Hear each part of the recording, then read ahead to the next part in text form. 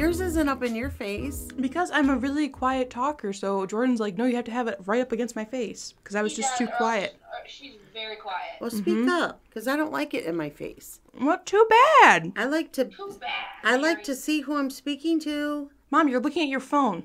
Well, I know. Welcome To Those Two Chicks with a podcast. Something about the delay for us, yeah. Today we have a special guest. We have a merry moment. That's me. It's a merry moment. Do. Yay, I'm here, but there's a spider. Oh. Spider? Where? There's a spider by the window. Oh. It kind of is. Sometimes there's always an extra special guest, usually a stink bug. I don't like you referring to my Emma as a stink bug, though. It's. What'd she say? She said, I don't like you referring to my Emma as a stink bug. Oh, she had a good wicked laugh. So how are you, Mom? Mom's fine. Do you have any words of wisdom for your merry moment listeners? No. Huh. Right, well. God, and I got my own microphone. I have my own microphone and I don't have words of wisdom. Yeah. Whisper words of wisdom, let it be. Let it be would be my words of wisdom. Okay. I can't even understand what she's saying, so I'm missing the wisdom. Let it be, Jordan, let it be. Oh, let it be, okay. Whisper words of wisdom, let it be. I think I've heard that before. Are you plagiarizing? Yes. Yes. But you just ruined it. I felt kind of bad because I picked another unsolved case. But yours last week was kind of solved, but not. Yeah. Yeah. What was last week's? Yes. If you would have listened to our podcast, Mom, it was Eric Cross. Oh, I haven't gotten to that one. No, I was listening to the Michigan Ted Bundy, and then Emma called, "Where are you?"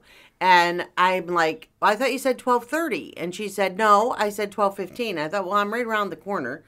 So anyways, she interrupted my podcasting listening, and I couldn't get back on it. You're supposed to listen to them the day they come out. Well, I probably had Mr. Cooper. And Mr. Cooper doesn't let me listen. You know what happens to me is I get distracted by his cuteness. And then I forget that I'm listening, so then I have to go back and rewind. And then it's like, well, no, what did she just say? So then I have to rewind it. So I listen to it really intently. But if I lose focus, then just forget it. I have to start it all over. And that's what happened with this Ted Bundy one. I've listened to it like 15. You don't like listening to our podcast. No, I like it. I love it. But I love it more when I'm on it. You heard it here, folks. Mary doesn't like our podcast. No, I love it. But I was like 15 minutes into the podcast, and then I got distracted, and then when I got back to it, it's like, now I better back it up a little bit. And then it's like, then I started all the way from the beginning again, and I lose track of where I am, and then I get like, oh. So then on the way here, I was listening to it until Emma called me and interrupted. And if you're wondering who Mr. Cooper is, because we never said that before, he's my nephew, her grandson. So that is who Mr. Cooper is. I like to call him my grand stinker. I'm not going to lie. It sounded like she said she's not his steak provider. So I would love to have a steak provider. Me too. You know, I do enjoy it, but I can only do like 2 or 3 days max. Because... Steak? Of steak? Not of steak, of watching my grandson. What are you talking about? Steak? No, I don't even like steak very often. Red meat's not good for you. Although Dan is the master steak baker. No, whatever he does. Griller. Griller. Oh my gosh. He could be in a restaurant doing that. He's very good. He's very good. He has it perfected. We had it for Christmas, and now I don't know if, was it Christmas? Mm-hmm. We had it for Christmas, and now we can never go back. We're always going to have steak and mashed potatoes. Mm-hmm. I know, because it's that good. It just melts in your mouth. So now let's talk about gory murder. Hold on. I'll be right back. Hold on. What's going on? Jordan left.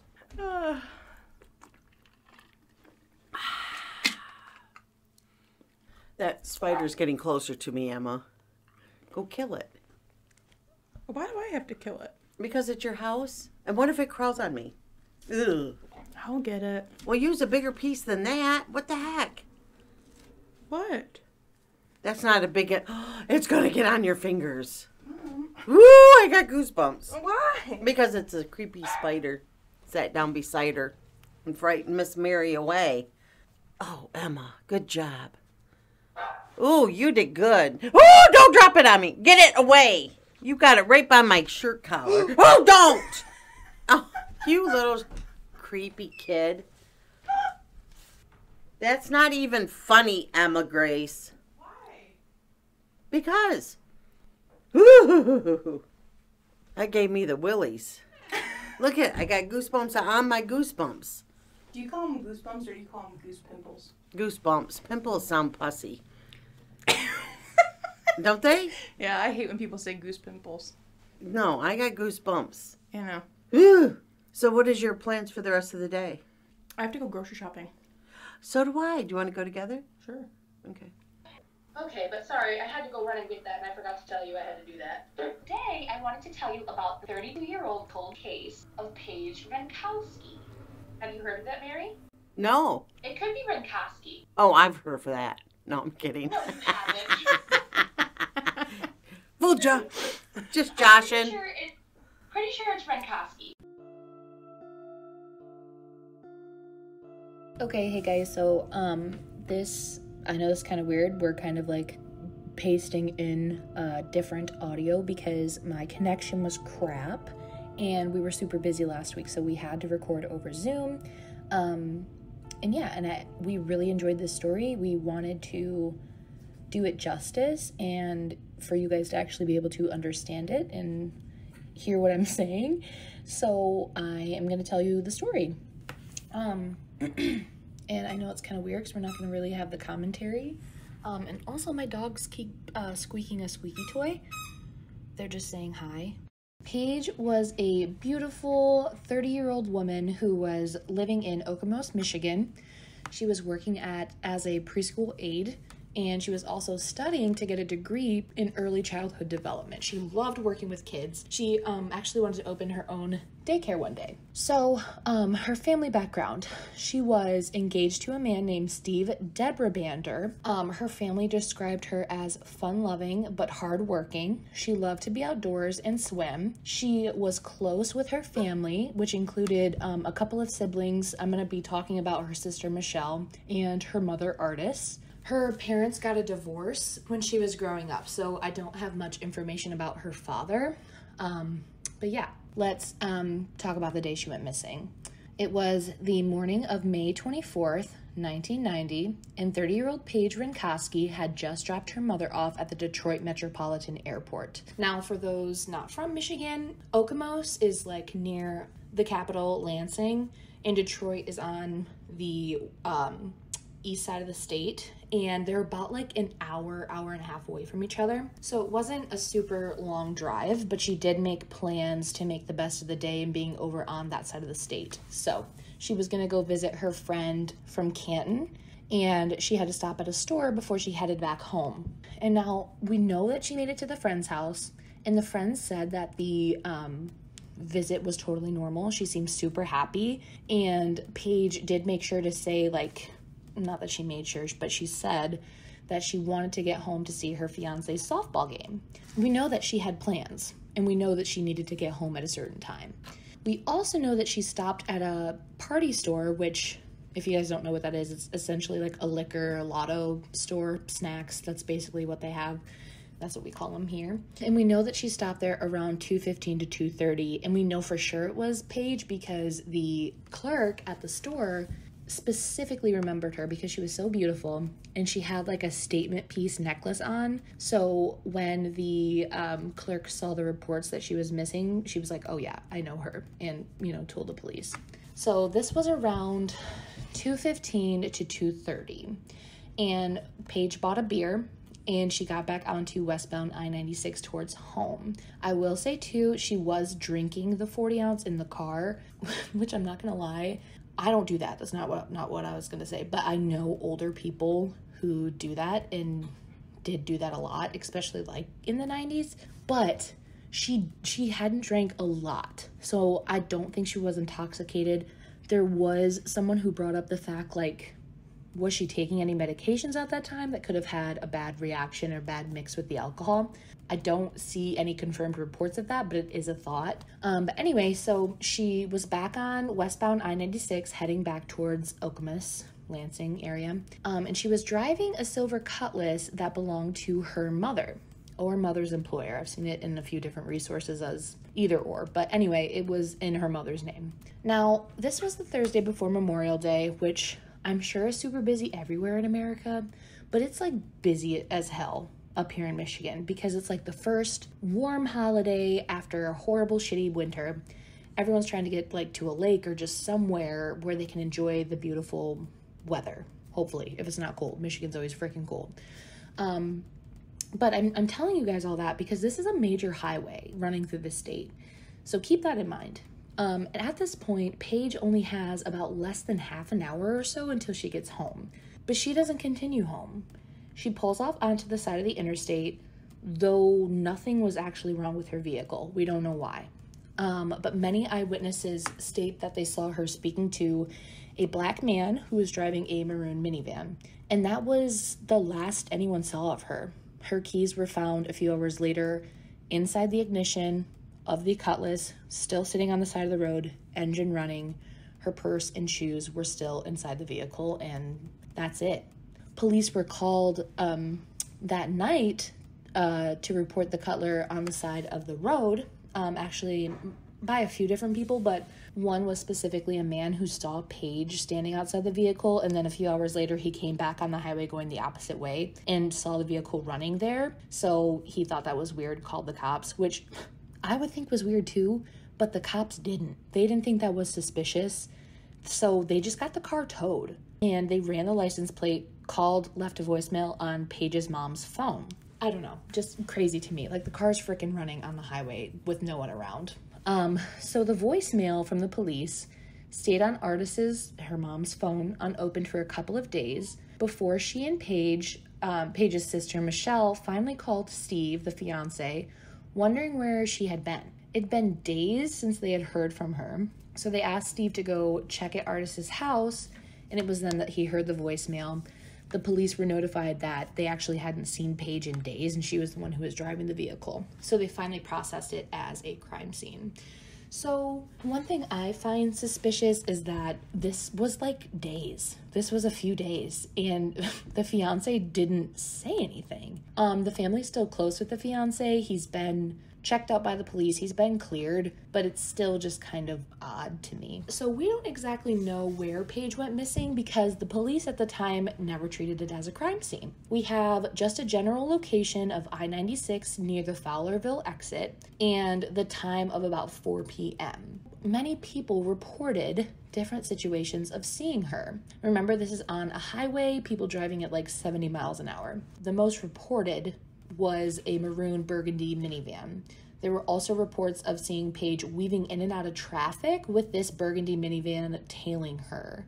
But there were also reports of a black van or a white pickup truck. Now, there were conflicting reports of how many men were talking to her, but 80% of 800, that is so many, 800 eyewitnesses stated that she was talking to a black man before her disappearance, and this black man was with the burgundy minivan. It was said that there were other men in the van. Now, it was said that while she was speaking to this man, her arms were raised, possibly in an argument. Then some said they saw the man put one hand on her shoulder and the opposite on her elbow, almost guiding her to his vehicle. Like I said, there were hundreds of eyewitness reports, but because the scene wasn't processed right away, there isn't much evidence and only a partial handprint that was unable to be matched to anyone in the CODIS system. And that's basically where the trail goes cold, except for 6 months later when a letter came into police basically saying they know the route taken by Paige's abductors.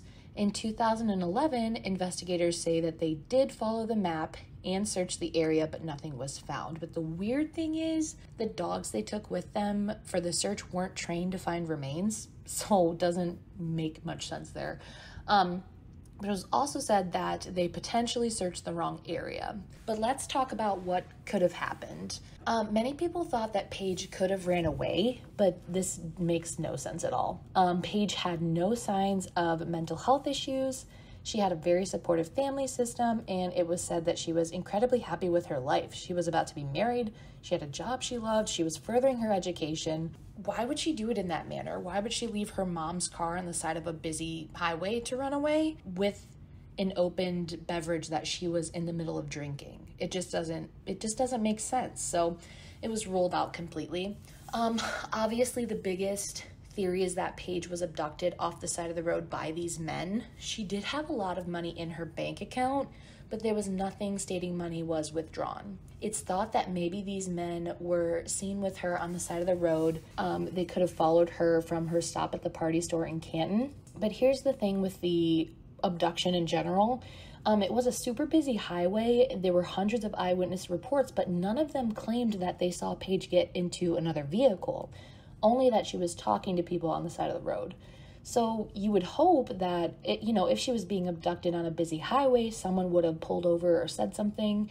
And if multiple people saw her talking to someone, it's just odd that no one saw her get into a car. But, we don't know. Obviously, she had to get off the highway somehow. So maybe these people just got her in really quick before anyone could notice. A woman was abducted by a truck driver on the same highway in 1989. But luckily, the woman had a gun on her and she got out of the situation safely. He was arrested, and his prints and DNA were tested against the evidence they had in Paige's case, and he was cleared, so they weren't related.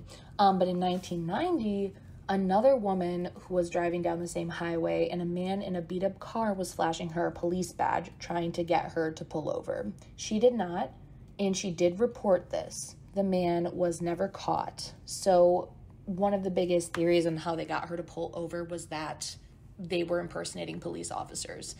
Another one could have been that this was a staged accident by the men. There was a small dent that they found in Paige's car that wasn't there before. It wasn't anything major, but it was just some damage that her mother knew wasn't on the vehicle beforehand. So the thought was maybe that these men slowed way down and got her to hit the vehicle. And like I said earlier, people did see her weaving in and out of traffic. So just something to think about. Now, maybe she knew these men. This was another theory. But also, why would you pull over for someone you know on the side of a highway?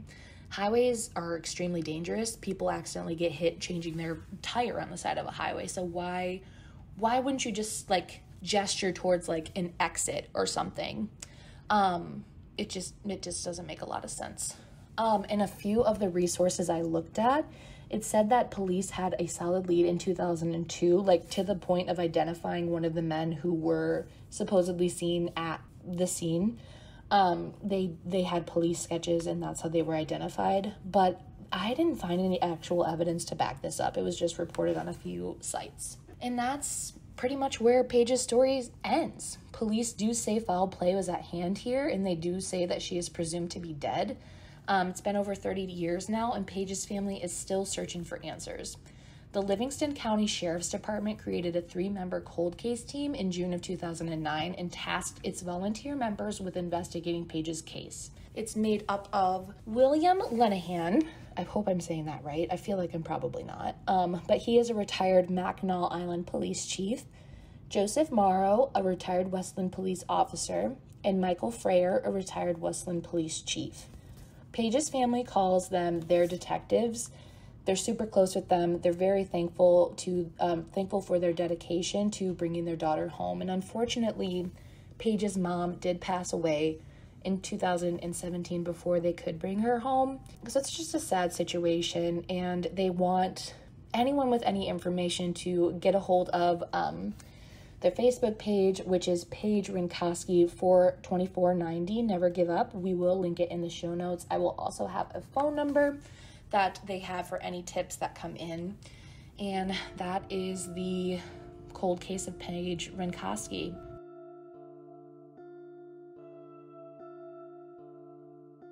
All right, well, join us Friday for another episode. Merry moment. Another merry moment. It's going to be a good one. I want to hear her opinion on what we're going to talk about. All right, Mary, say goodbye. Oh, okay. Goodbye, everyone. All right. Okay. We'll Oh, see. wait. Who am I saying goodbye to? The audience. Oh. Goodbye. Bye-bye. Bye-bye, Jordan.